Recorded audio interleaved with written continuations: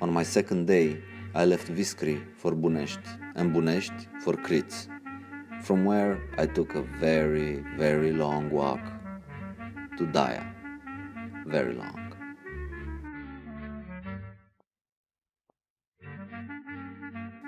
I left early in the morning, at 1100 hours, and walked by the side of the road towards Bunesti because the road is on asphalt.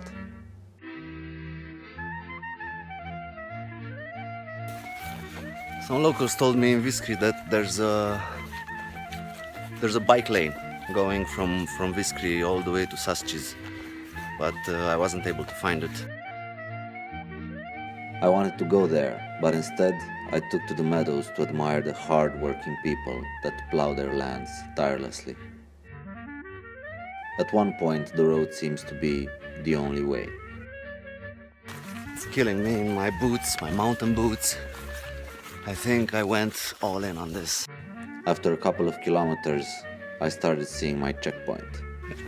When I entered the village, I witnessed a young man performing a daring escape, just to ask for candy.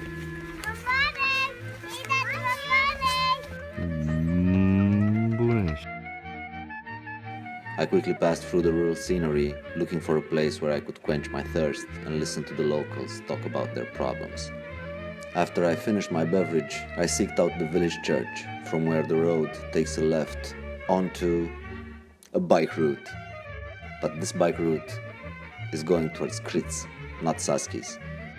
I feel I missed out on some great sightseeing, but somehow the surrounding scenery that crosses near Valea Scroafei managed to immerse me in and out of colorful patches of flowers, and this made this small section of the hike very pleasant to walk.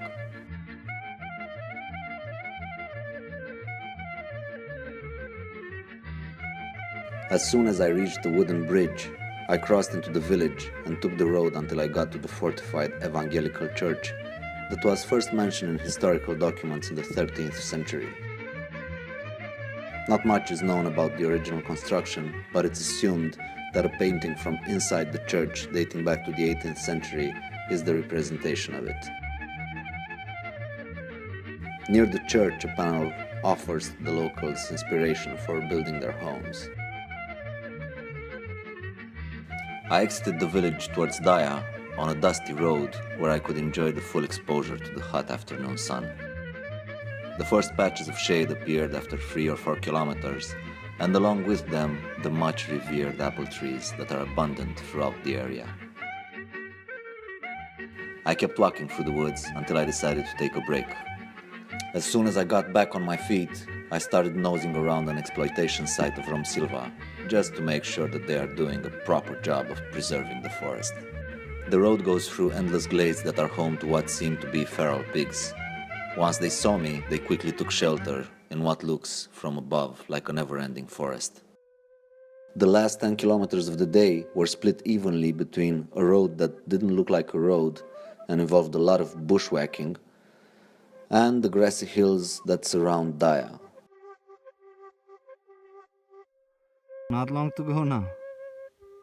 I can finally see Daia. It's breathtaking. At that time, I would have reacted the same if I saw Paris. Finally got here.